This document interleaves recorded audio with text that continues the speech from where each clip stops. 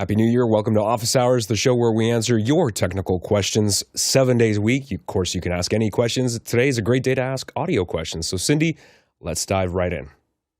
Our first question is from the QR code, Gabriela Echesal Mistira in Sault Ste. Marie. Alex, you mentioned implementing more Streamyard into your workflow. Can you elaborate more on this topic? Go ahead, Alex. I did not. So I can elaborate more is that I'm not using StreamYard. I don't expect to use StreamYard. In fact, most people that I know that are using StreamYard are leaving StreamYard. So StreamYard is kind of on the outs. They were bought by a new company, and that company has been kind of making it really uncomfortable for most of the folks that are there. So actually, StreamYard is probably going to see a large exodus over this next year as people are trying to find another solution. So it's not going to, I don't expect to do that. I am working with another company that's doing something that's similar to that, which we'll talk about more when it's more public. But I'm working with a company that I've helped or I've given some opinions to, and some other folks in our community have as well. So we'll see how that goes. But I think StreamYard, if all the people that I've talked to that are using StreamYard heavily, almost all of them are trying to find they either have left or they're trying to find a way out. Next question. Jeremy Murray in St. John, New Brunswick is asking, in a pinch, do you think the microphones on a new MacBook M3 Pro are good enough for production? From my ear, it's better than a cheap gaming headset, which are the two options for me currently. Jesse? If those are the two options, you go with what sounds best to your ears. That's the final word on the topic. Bill? Well, it's a yes and no answer. They are better. Apple has put a lot of money into those beamforming microphones on their laptops, and they're pretty darn good. But that is not the same as an actual microphone that you're using for a specific purpose. And so it's never going to be as good as an external microphone that you choose based on the task you're trying to get accomplished. For example, when you have an external microphone, you can work it close and more intimately. You can come back and scream and everything works fine. It's much harder to do that with a laptop. If it's built into a laptop, if I wanted to get that intimate sound, I would have to stick my face in the screen and whisper at it. And that's just not going to play in a real live circumstance. So, there are a lot of different kinds of microphones. It's a very carefully curated technology, and people use specific microphones for specific tasks. I don't think there's ever going to be one mic that does everything for anyone, and that is certainly true of those well-developed microphones in the laptops that you have now. They're great when you need the one thing that they do really well, which is you're sitting at a laptop and you need to converse with people. It needs to be accurate, clear, have some bottom end to it. They're great for that, but they are not the same as dedicated microphones in my mind at all. Mickey? Yeah, I totally agree. I was really surprised. The first time I heard the built-in microphone on the current generation of MacBook Pros, they are pretty darn good for microphones built into a laptop. I would not put those mics on air unless I absolutely have to.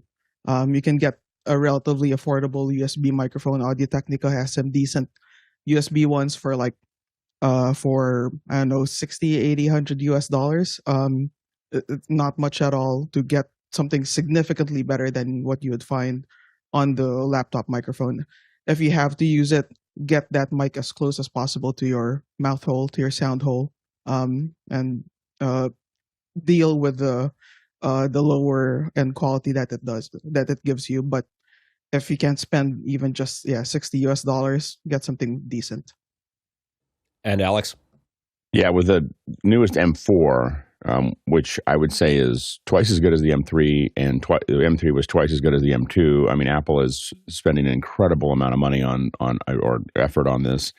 With the M4 laptop, we had one recently where we had an MV, I believe it was an MV7, that because of the way that their stand was and the desk was and everything else, the laptop outperformed the dedicated mic. And that was not because the mic is better on it, that the laptop's better, but in the environment that they had and where they could put the mic, it sounded better to just use the laptop, and I was kind of dumbfounded by that whole situation because obviously we send out mics. We sent that mic out to be used, and we ended up switching to the laptop because it was a better solution than what we had.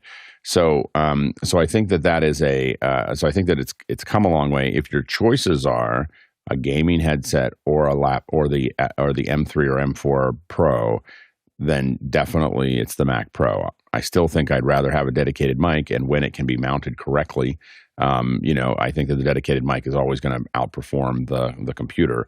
But I will say that the M4 especially, and the M3 to some degree, but the M4 especially, is to a point where it is probably better than most of what I see on CNN or other things like that when people are opening up their computers. I would not say that in general with laptops, though. I would only say that I've seen that quality is only on those laptops, and really the M4 was the one that turned some corner where I said I would think that for a quick hit, it's probably better than some of the other options. If you get a good mic, but there's a lot of $50 mics and so on and so forth that I don't think would be able to keep $50, $60 mics. I don't think can keep up with the M4 at this point. And Mickey? Jeremy doesn't mention exactly what aspect of production the microphone is to be used for. If it's on-camera talent, I personally would never, decidedly put it on air as an A1. Microphones, when capturing sound, first off, it starts with the most important aspects are at the head of the chain. So if your person has an annoying, bad, poor sounding voice, or the instrument that you're capturing sounds bad, it will always be bad. So start with the source is the first step there. Next is the environment that sound interacts with, and then the microphone. So if you have a microphone that you can put at a more adequate position, good microphone placement, that would give you a more noticeable increase in fidelity over the choice of microphone itself. I mean, assuming you're playing at a certain level of microphone models. So if you're an external microphone can get you more a better microphone placement than something that's stuck inside the chassis of a laptop. So I'd go with that. But say if you're going back to what I was saying earlier, if you're using it in the production world just for like intercom use or communications, totally fine. Put it on air, no, that's a no-go for me. And Alex? Yeah, and I completely agree with Mickey. I think that the thing that sometimes when we're doing news gathering or we're doing interviews, we have a controlled window of time with a talent, and we don't have any choice. Like, we have to make the best of what we have in front of us, and we can't perfect it. Usually, if we have control over the kit, we will always send a mic out, whether it's a headset mic, a shotgun mic, a mic that they can put in front of them, a lav, whatever that is. Or sometimes all of them at the same time. But sometimes we actually sent a mic to this individual, and we couldn't get it to work, and you're running out of time. You get into a situation where you're running out of time, you have a talent that's getting frustrated, and you have to kind of pull a pin. And we pulled the pin to the laptop because it was performing better than than the materials that were available at the location. And again, I was surprised that that was the first time we had ever gotten to that point. There are definitely mics that we've run into. Looking back on it, I've even had people with, pretty nice shotgun mics that their big, giant national radio broadcaster sent them that didn't sound as good in their environment as that laptop did when we did it at that location. And so it really just depends on the environment that's there. And again, I think that Apple has turned some corner on the M4s. We wouldn't do it with any other laptop. We definitely asked what they had before we even started to think about it. Yeah, and Alex, do you know if obviously Apple improved the microphone, but they're doing some kind of processing too? It's a lot of processing. Background noise. It's a lot of. They've got it's an array of mics, and they're doing a lot of processing to get to that point. And again, it's not. It was. We've said all the same things, and that was the first time when I look back on some of the other shows we've done.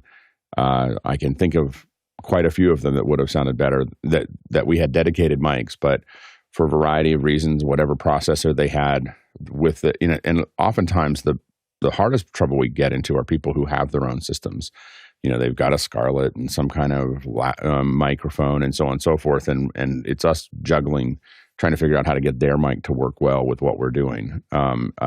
We also found that we've had some folks that do voiceovers, and they have a voiceover mic, but they move a lot when they're talking on the show, and it actually would sound better with a mic doing a lot of processing on their end than what we got from that. So it's changing the way we think about it. We still send mics to everyone, and we try to get them to use our mics. We're kind of leaning in more and more into the MV6s because they're less expensive and simpler and relatively a really strong. That's the strongest mic we've seen for the price right now.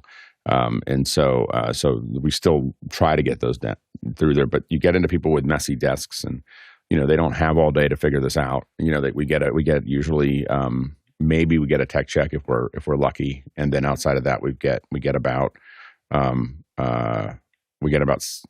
80 minutes with them, and 60 of those are the show. So we get and so that's inside of that environment we and with the kind of people that we're bringing in for some of these shows, we don't have it. We're not going to get more. Next question. Here's another one from the QR code. Gene J. Anthony in Skokie, Illinois. Why just tactical fiber cables and not SMPTE tactical fiber that's made for video use? Mickey?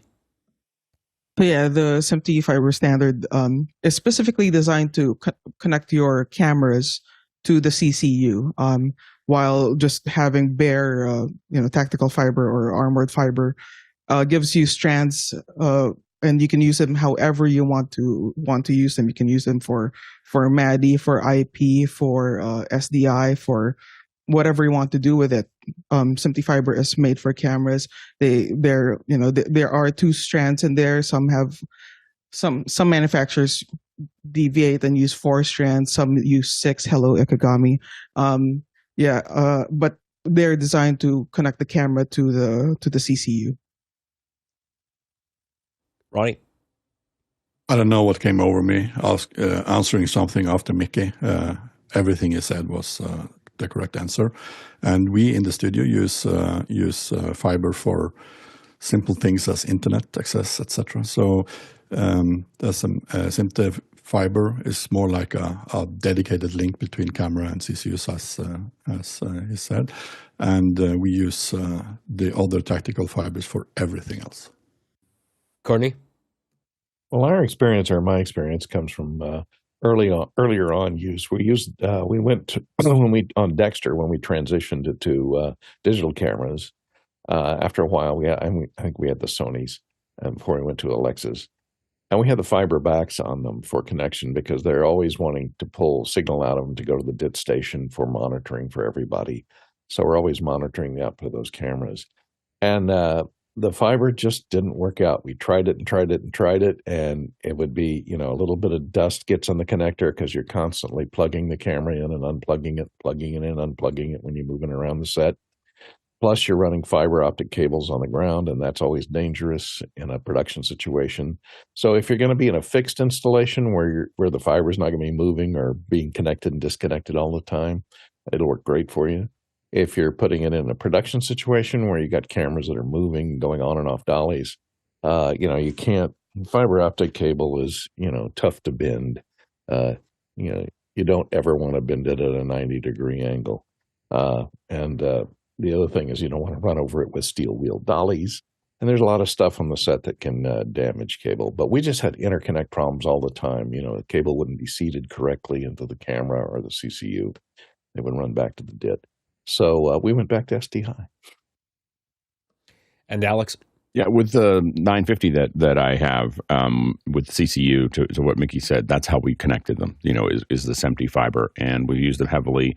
We definitely, to Courtney's mention, we always had compressed air, that would hit that thing right before it went into the camera. And so we, it was a pretty common thing to keep it clean. And we had caps, and people would get yelled at pretty quickly. If you popped it off basically when you take it out of the camera, everybody on our set would expect the cap to be put on or something to put over it in 10 seconds. Like, if it was more than 10, if you were talking to someone for more than 10 seconds and not doing it, someone would walk over to you and say, "Hey, what are you doing?" And so there was a pretty heavy, like push down on anybody letting those caps stay open. Inside of that, the SMPTE fiber was very useful for us, especially when we have 8 cameras. We want to just pack them all in. We've got CCUs on the back. We've got patches that go down to the front of the stage. We just patch them all in, and it's incredibly convenient. The reason we don't use them now as much is because we use lots of different cameras, and most of those cameras don't have a SMPTE connector.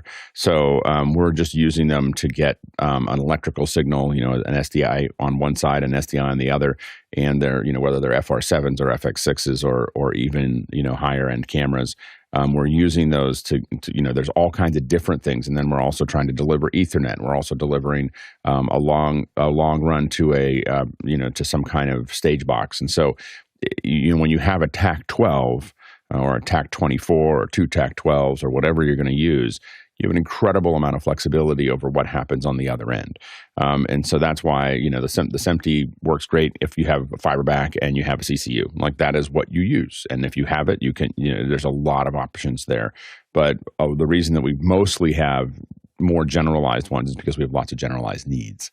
And when someone says, "Oh, I'm building something," the first thing I tell them is run TAC-12.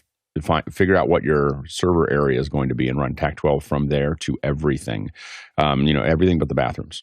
And so, just don't even bother to terminate it. Just put it in a box and cover the box over it. Just know that it's in the room and you don't have to run it again, and put it inside of a 3-inch conduit and call it a day. And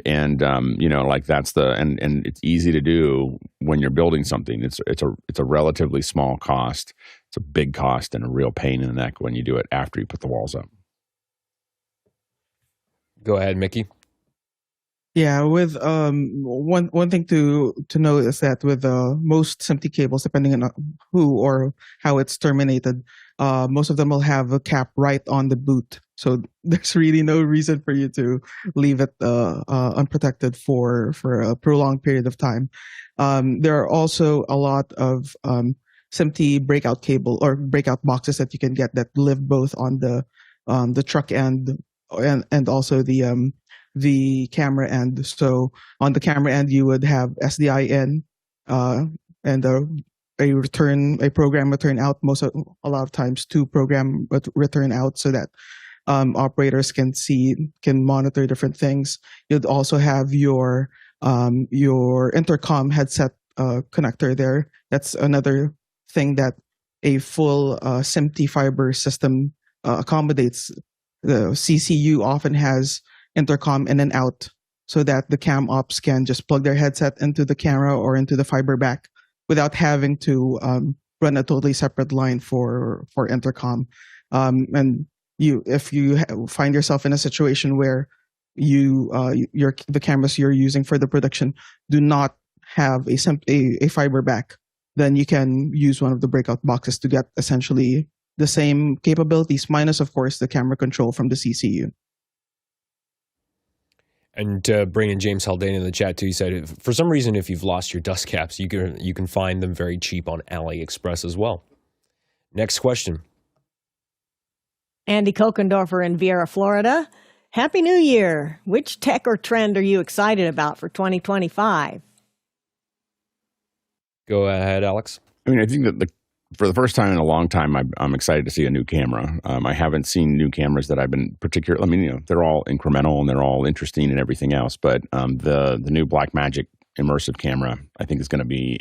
A lot of us have spent many years doing 180 and 360 degree, and every one of them, except for the Ozo, was really a science project. Like, everything was just very difficult, and lots of processing, and it's all.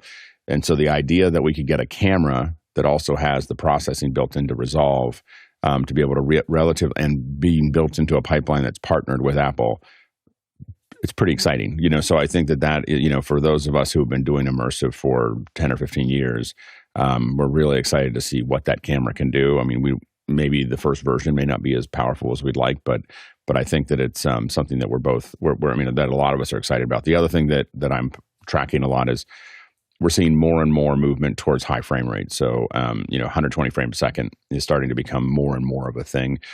So there's more technology. You'll probably see more of this at NAB, but there's a lot of people thinking pretty hard about high frame rate delivery. And so that's, and that from a live perspective, it doesn't change film. Film will stay at 24 most likely. But from a live perspective, 120 frames per second changes a lot of things. So those are the two things that I'm tracking. Courtney? Well, the dreaded word AI, I guess it's initials. It's advancing at such a blistering pace, with the introduction of Sora and then Veo and then 3 or 4 other text to video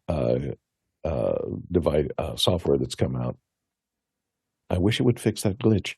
If I could just get AI to fix that glitch. Courtney, if you got a Mac, it would work just fine. Gauntlet. You're starting off on the wrong foot. Welcome to 2025. That glitch I've never seen that glitch on a Mac. Well, I have an Intel Mac Mini right here, and I'm going to switch over to it running Windows just to give it a shot. Just give it a shot. Anyway, there's so many advances in AI that as far as generative AI, and it's moving so fast that they can't figure out how to put the guardrails on it. And once they figure out, or take the guardrails off and say, to heck with it, let's let the chips fall where they may. We're out of an election season here in the United States, but there's always one somewhere around the world. If they can figure out how to eliminate the problems of being used for propaganda and evil purposes, and then I think we'll see great advancements there. Plus, all the other large language models generation of AIs, those models are improving about every 2 or 3 months. They're approaching AGI very cautiously, and I think we'll see a lot of advancement in that and robotics also using AI in this year. Go ahead, Marty. Well, I often live in the world of loudspeakers as an audio engineer, and one of the new technologies that I've been really excited about, totally different for generating sound fields, is distributed mode, diffuse, uncorrelated sound fields generated by flat panel speakers. Flat panel speakers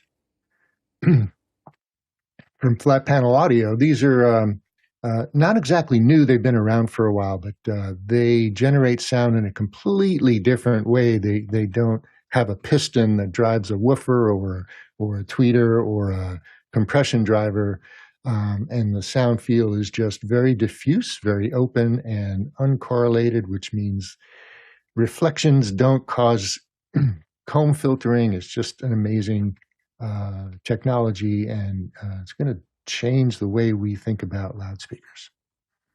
Very cool. And Mickey?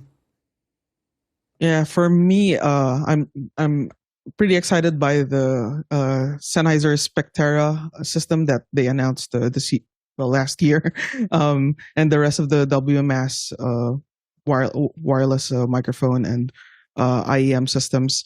Along with that is the additional components that Sound Devices will be putting out for their Nexus and 820 product line. Really excited for all of those. Alex?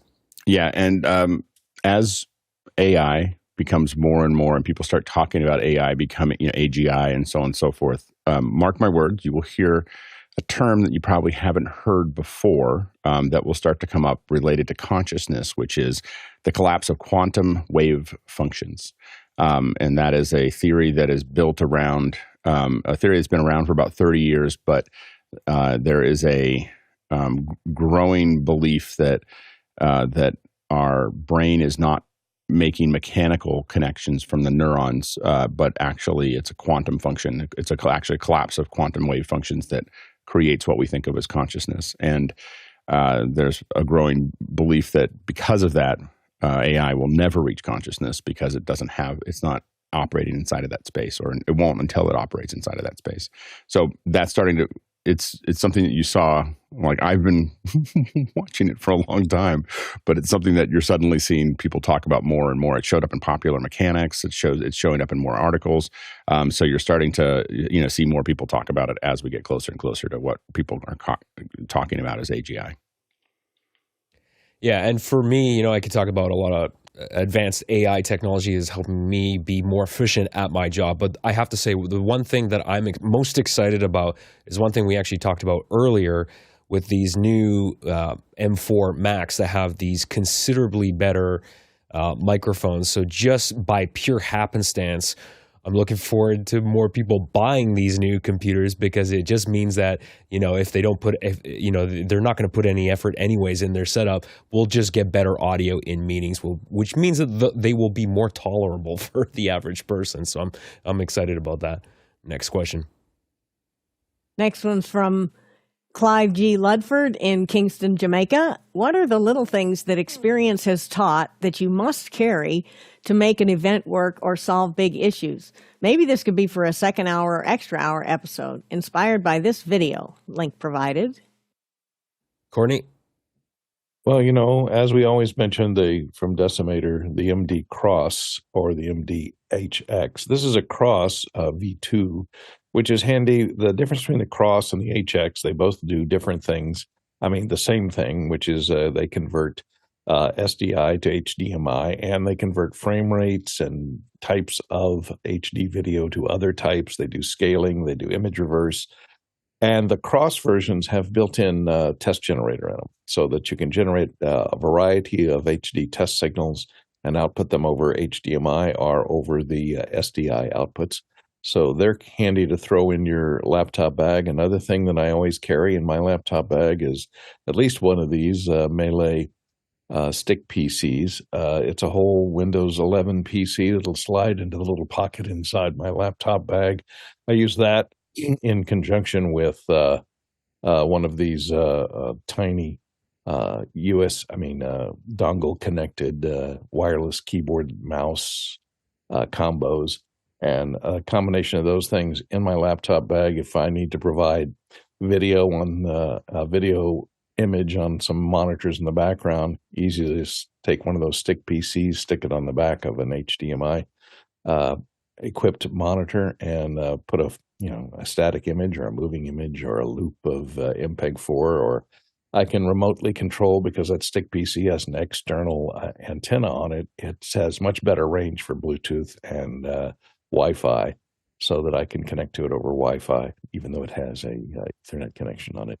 So anytime you need to, in a pinch, they need to play something back on the set for the, portable playback. They need a playback system or something. I use one of those, along with a bunch of media players to provide images on monitors. Ronnie? Yeah, the list in the URL is extensive. Some things that I have in my technical suitcase everywhere is, of course, gaffer's tape. I bring a sound card of some type, probably the Focusrite, even Solo 2i2. Of course, cables, XLRs, adapters, female changers, so male-to-male XLRs and female-to-female XLRs, mini jacks and lightning adapters to mini jack to have sound. Or if I don't bring my Sonect USB-C to XLR sound card, I always have an extra iPad to play out music from. I also liked, and this is for sound and audio and video, I also tend to bring our GLINet rotors, travel rotors, so that I can have everything inside my own network, if possible, for the venue where I'm at. And during 2024, I've started to bring my Sonect Sound Bullet, which is a signal generator. It's an XLR tester. You can test if the polarity on the XLRs are correct. You can test phantom feed. It even have this nice signal generators, which you might hear here. both pink noise, and it has sinus waves. And it's kind of calibrated as well, so I can set if it's minus 20, minus 10, minus 40 dB, and I can see that I have the correct signal in the other end. Or just use this as a testing device and listen to things and with the built-in speaker. So this is a really cool gadget. Alex? Yeah, I do have I use the MDHX because we found that the cross people could quickly get it into a state that didn't do what we wanted to do. so the MDHX is a simpler version of the cross, and we still use those ones probably more than anything else. XLR turnarounds, of course, usually have a bag of lots of those, as well as BNC connectors, BNC jumpers. We try not to use them, but we have them just in case we have to extend a BNC out. Gaffer's tape, of course, is another good one. Some version of a link sprinter. So this is just you plug it in and you can see what the internet connection looks like all the way out, what it's bouncing through. Don't plug that in high secure areas. Ask me how I know. And so they don't take it really personally when you plug that in. So take a look at that. I also have a Whirlwind Q-Box. It's a kind of an old-fashioned version of what Ronnie was showing there. It is I didn't realize I had many of these, and I didn't realize how expensive they were. At some point, we bought a lot of them, but this is what this looks like. So this is the kind of the older version of what Ronnie was talking about. But a lot of us, usually you see somebody roaming around with one of those. When they're trying to figure out something wrong with audio, and then a digital forecast system, which is either it's basically lets you plug in your SDI signals and interrogate them. So that's another tool that you see a lot of folks with trucks wandering around with. Bill? I almost lowered my hand after Ronnie finished because I liked his list so much, and predominantly because of what I was going to say, which is it was my audio problem-solving kit is the single most important box I used to consider on my sets. If you're having trouble with video, communications can still continue if the audio signal is pristine and getting to people. Too many people get into the video business and think it's all about the pictures, and I'm not saying it's not important. It is incredibly important. But the sound does the heavy lifting for communications in most presentations. So if you can get those problems solved and get clean audio out, even if you have to put up a slate for a while, people will stick with you. You lose the audio and people are gone. And Mickey? Yeah, there's this is like multiple hours of discussion that we can go through just with this, but plus one on the Q-Box, plus one on the Sound Bullet that Ronnie mentioned. Very, very basic tool for me is a multimeter. You can diagnose and test so many things, not just audio, not just video, with a multimeter. So number one, multimeter. Another one is a Sound Devices MM1. That is a portable. You could use it as a headphone amp. You can use it as a preamp. It's a tiny box, runs on AA batteries. It has excellent Sound Devices preamps in them, excellent Sound Devices analog limiters in them, and you could use it to troubleshoot lines on either side of your infrastructure. Another thing, SM58 can never go wrong with testing a microphone input, a preamp with an SM58. There's so many, but those are just a few. Marty? And I would add some kind of a Dante listening device. There are some small devices. I think there's even a Dante version of the Q-Box available that will allow you to select different channels. It's portable, battery-operated belt pack type of device. When you're working with Dante and you want to know if something's working or if you have a feed available, it's invaluable. And Alex? And in a pinch, an Audinate, XLR out with Q-Box works well, in that area.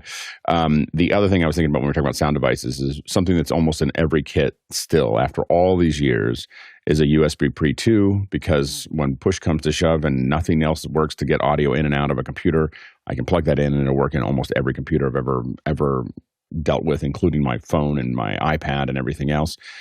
As well as I usually, in most of my kits that I show up in, I still have a Pix 240 sitting in there because of the ability to reroute audio and look at things and everything else and be able to see something.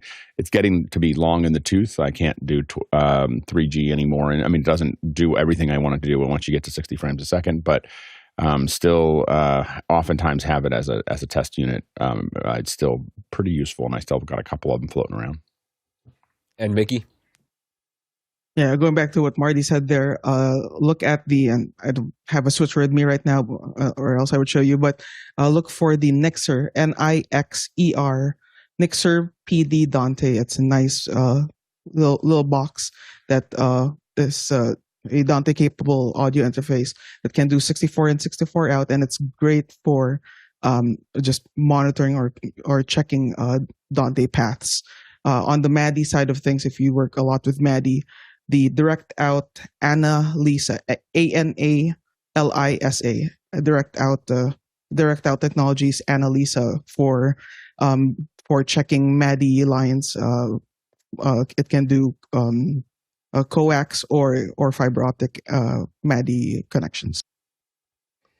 Yeah, and I don't have much else to add other than that. I never go to a gig without a cable tester. I mean, I rent PA equipment, so I'm so used to cable testing stuff all the time, and it is absolutely essential. Just a reminder, you can always ask questions using Mukana, our Q&A system. You can vote on those questions, which really helps drive the show, and we have a lot of great questions today. And, of course, you can chat with others. If you don't know how to do that, you can go to officehours.global/join. Just sign up, and we'll send you all the information you need. Next question. Gabriela Eshtasal Mistira in Sault Ste. Marie asking through the QR code, if my MacBook only has 2 ports and you connect audio and video to separate ports, where would you connect power? Go ahead, Mickey. Yeah, for something like this, I would use a Thunderbolt hub. I'm a big fan of the ones from OWC.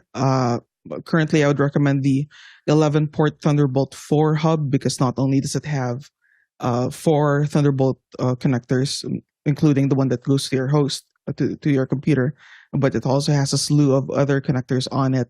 They do have a Thunderbolt 5 hub now as well, but it is limited in ports. At the moment, I would go for the 11-port Thunderbolt 4 one. Bill?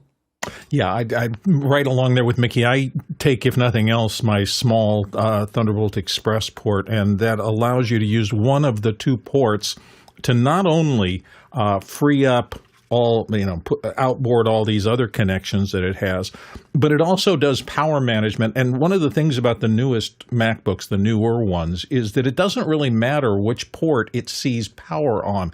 I was kind of shocked. I had my power cables, the first thing I hooked up when I got this MacBook, which is an M2. And I thought, okay, I'll plug in power first. And then I started adding other things. And one day I knocked the power cord out that I had using up one of the ports, and it still functioned and it still got power. It was getting power from one of the other Thunderbolt buses.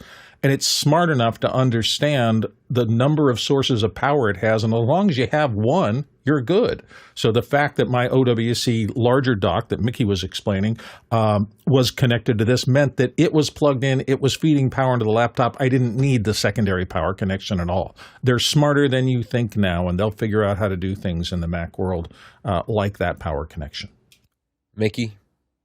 And yeah, just to support what Bill just said, that if you make sure you get the dock or Thunderbolt dock or Thunderbolt hub that is self-powered, the one that has a power adapter with it, because they will charge the MacBooks directly without the need for an external power supply specifically for charging the Mac.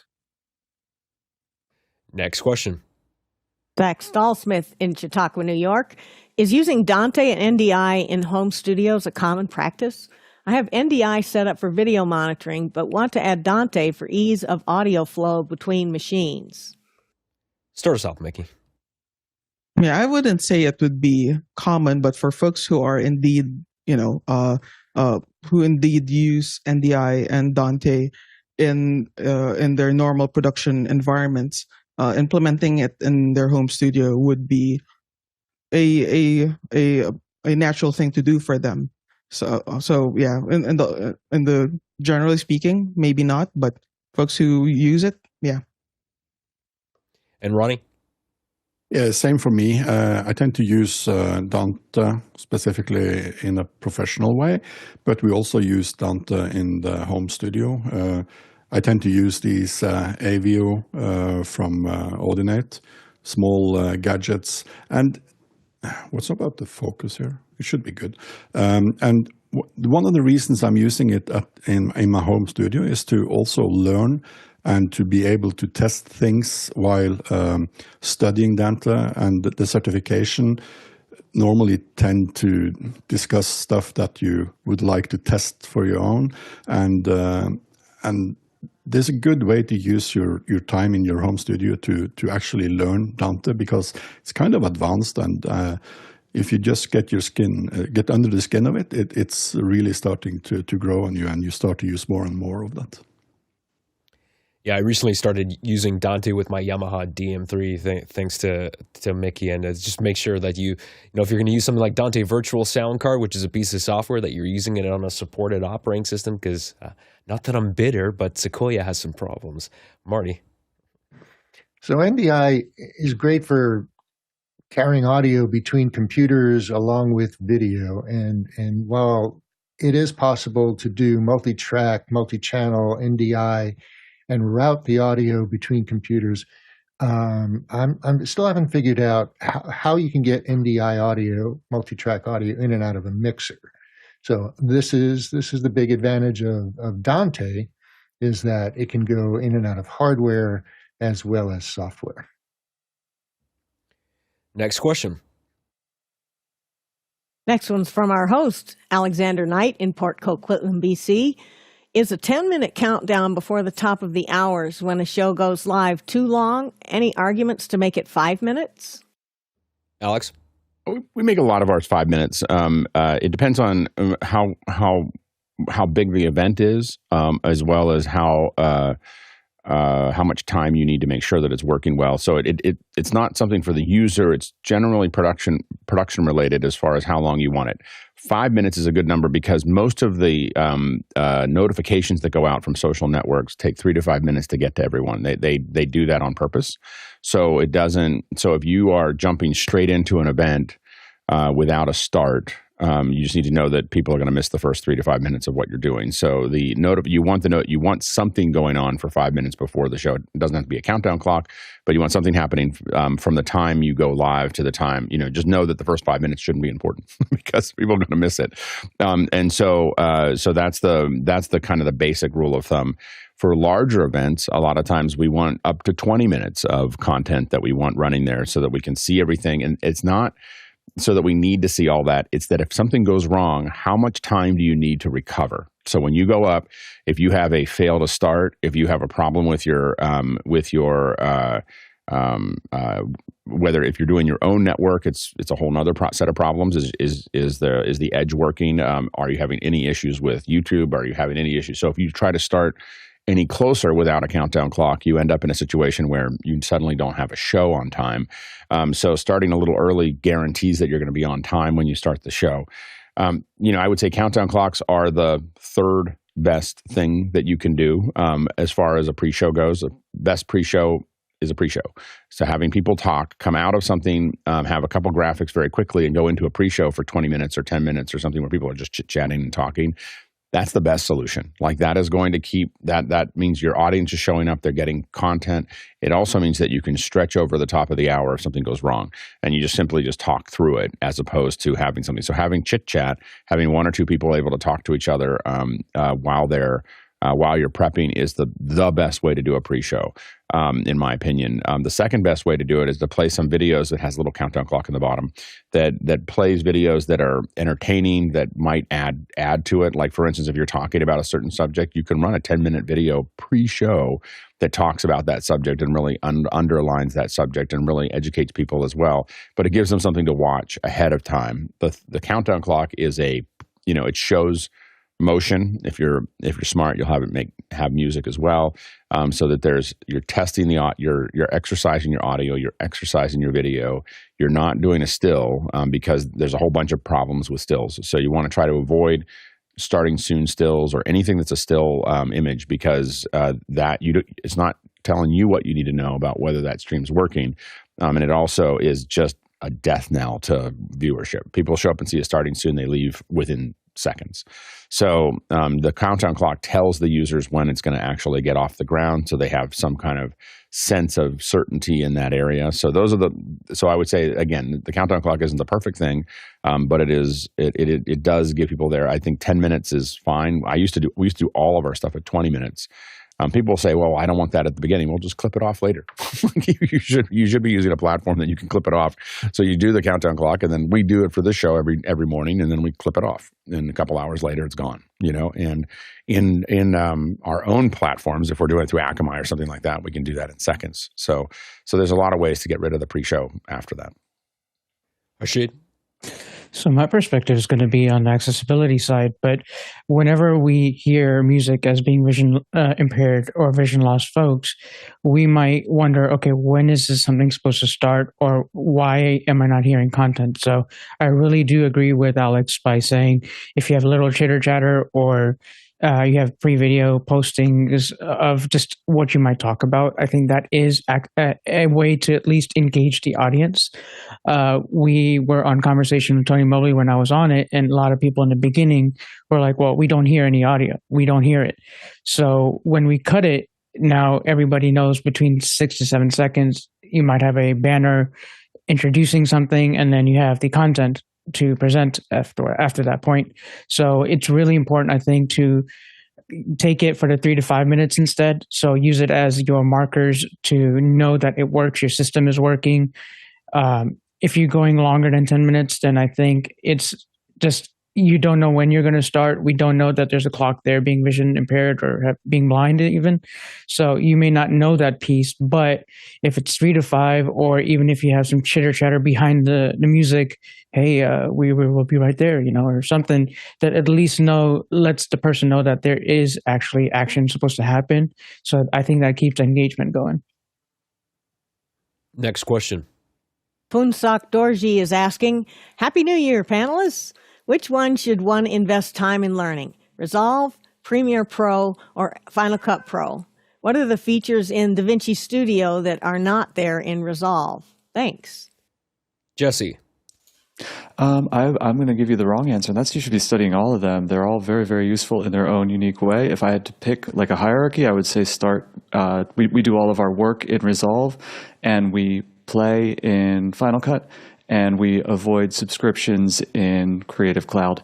Regarding the features that you're going to have or not have, in Studio, the big one that we miss when we move from Studio to the free version is noise reduction in the color correction tab. And I think you might also lose some of the AI features like subtitle generation, but I'm not sure on that one. Alex? I think it depends on what you want to do. So if I use Premiere. I don't use Premiere. I use Final Cut and Resolve. I don't understand. I think the Premiere is good if you feel like someday you want to work in. There's a lot of people that have Premiere, and someday you want to work in Hollywood or something like that. Maybe it makes sense to do it. But it's pretty buggy from my experience and heavy. I don't understand Premiere anymore. I don't understand why people use Premiere anymore. Like, I just don't, from my perspective. I feel like if you want a powerful, I can do anything solution, then Resolve is the right way to go. And if you want something that's fast and furious and you can get things done quickly and be, kind of creatively move things, I think Final Cut's the way to go. I think Premiere is kind of in an ugly in-between I don't see a lot of folks that I know going to Premiere. I think most of them are trying to find their way out of Premiere, and most of them are going from Premiere to Resolve. So if you're in Premiere, we see a lot of people moving to Resolve. They're not necessarily, they want to have the tracks. They want to have those things, but Resolve is a lot heavier to learn. So it is, it's still, they're trying to make it easier, but it's still a pretty heavy app, and it's easy for you to get settings wrong and suddenly output the wrong things. Final Cut tends to be a little, like if I'm doing something really quickly and I just need to whack something out quickly, I'm going to tend to use Final Cut for that. If I need total control, then I'm going to go to Resolve. And again, for me, I don't find there's not a place in my pipeline. And again, I'm seeing an increasing number of people that are in Premiere that are moving to Resolve. Like that's the big move that we see a lot in what we're doing right now. And Bill? I think that's right. I felt the same thing out there. To me, it was, back in the early days, all NLEs worked the same. They were basically virtualizations of traditional A/B roll editing. They had program and preview buses. And it was just like working in TV, but digitized. The only one who is still to this day, in my opinion, ever really rethought anything was when Randy Ubilos, who was the guy who originally wrote Premiere by himself decades ago, moved over to Apple and eventually invented Final Cut. He first changed the original Final Cut after they bought the product and made it similar to all the other ones, but then he thought, I can do better, and he rewrote everything, and that's what became Final Cut Pro 10 at the time. Big revolution, messed up everybody. Everybody was freaked out.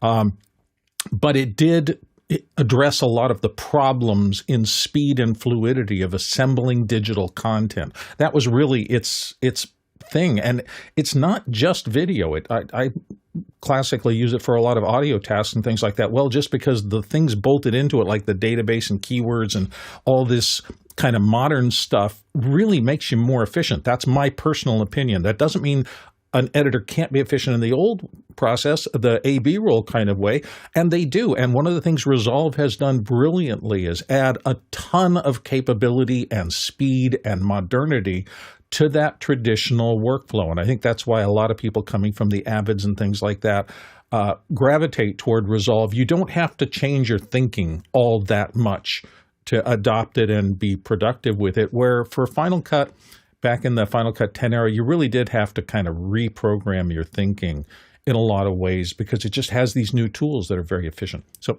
that's my 2 cents about the whole thing. I think there's never been a better time to be a video editor because there's so many great tools out there. Figure out the way you think and what works for you and dive into that. Jesse?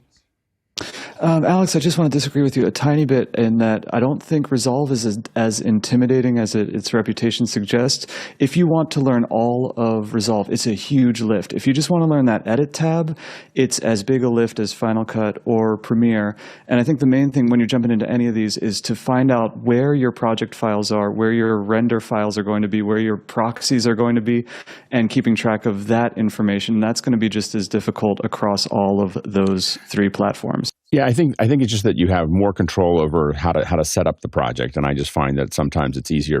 Where I see people have trouble is when they're setting the project settings, is where we see people have the most trouble. I would say that to answer the question point blank, if someone said, what should I learn today? I would say Resolve. And the reason I would say that is primarily because it is the fastest moving. There's more engineers, there's more energy, there's more everything going towards Resolve. Like Premiere is one of 50 apps that Adobe has. They've got the team that they've had. They're moving it, whatever. Same thing with Final Cut. They have the team that they have. They're not growing that team.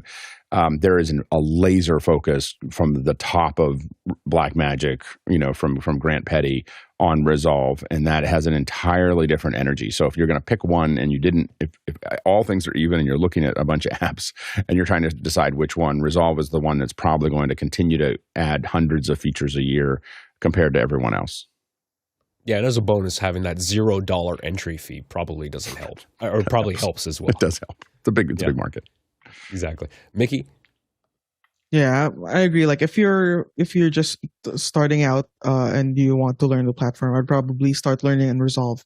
But if you're looking to get hired or integrate into a larger corporation or company, currently the market share of at least from what I see in the mid to high end market between the 3 NLEs, Premiere is still the most prominent one that I see.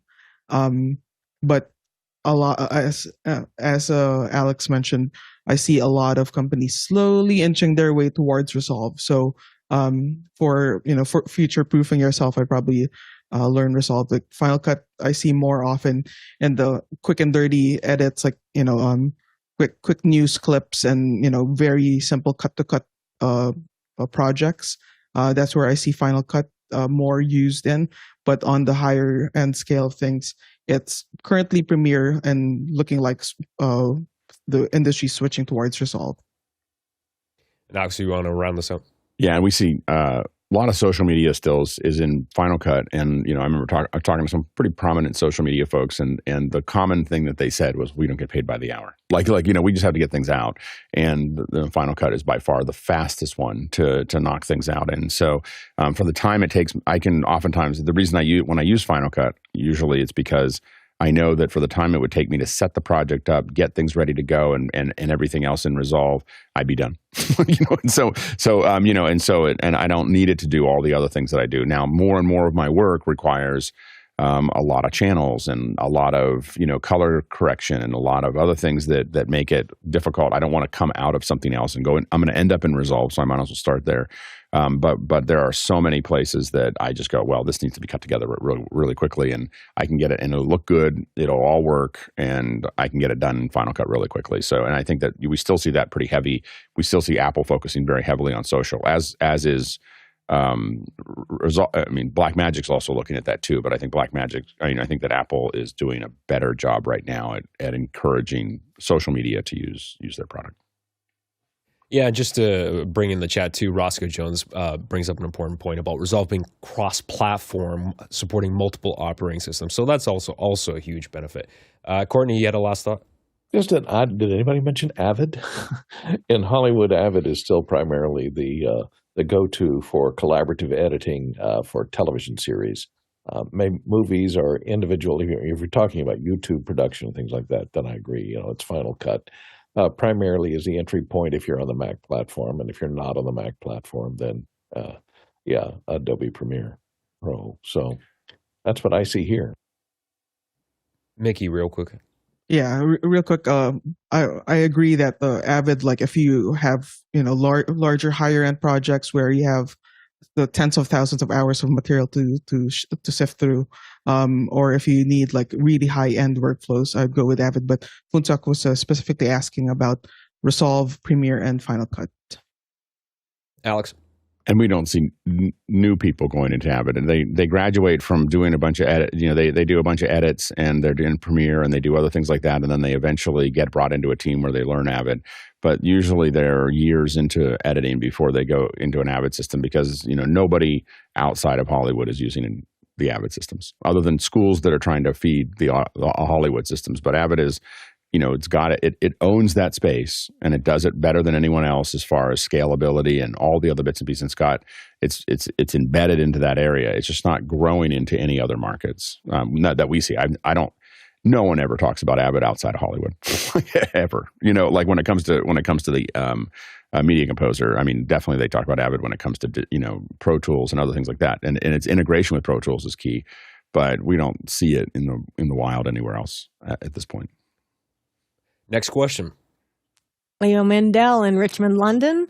Another user of NDI for video and Dante for audio. Is it time to pick one? And if so, which one? Marty. Yeah. So, NDI for video, Dante for audio. This is how it started. And they're trying to, compete with each other on the other platforms. For me, and I'm certainly open to argument on this, if you're transporting audio with video between workstations, between editing stations, within a studio, then, multiple channels of NDI audio routing capabilities might make sense. But if you are transporting your audio separately from video, maybe going in and out of mixing stations or mixing consoles around an entertainment facility, for example, Dante is where it's at. And the other differences, of course, is Dante audio is very inexpensive. Dante video is more expensive, whereas NDI video is very inexpensive, and NDI audio is more expensive. So we still have these trade-offs. I think the market is still the technology is still being developed. The hardware is still being developed. For Dante video and for NDI audio. So I don't think it's time to make a decision just yet. Mickey? Yeah, for just strictly speaking about the audio side of things, if your workflow or pipeline relies on consistent and low latency and consistent sync, Dante is the way to go at the moment. Next question. Gabriela Eshsasal Mastira, is anyone using Substack? What do people think? Alex? Yeah, we're about to move gray matter to Substack. So we've done a lot of research and we've talked a lot about it. So if you ask me in a month or two, I'll have a more pointed opinion. But we think that the overall, some of the community tools, as well as the posting tools, as well as a lot of the back, about a variety of the network effect that we think that we're going to get from it. We think that Substack is a pretty solid platform, and we'll have stronger opinions in a couple months. But this month. We'll be moving Gray Matter, changing the name to Krasny Conversations, and moving it to Substack in January. Well, that wraps this hour for our Q&A, and we had a lot of great questions today. We tried to get to as many as possible. If we didn't answer your question, if you use Mukana, you'll find that question is now in your notes, and you can always push that back into the show on the next day. If you asked it via the QR code, you don't actually have to do anything. We'll just put it back into the show, into the queue as well, and answer it on another day. Thanks to all the panelists for being here. Bring your A game on New Year's Day. And thanks to all the producers for putting in these amazing questions. We wouldn't have a show without you. Last but not least, the very important back-end crew that wakes up 7 days a week to make sure this show happens, to make sure guests are prepped, and to make sure this thing looks and sounds fantastic. Thank you very much to the work that you do.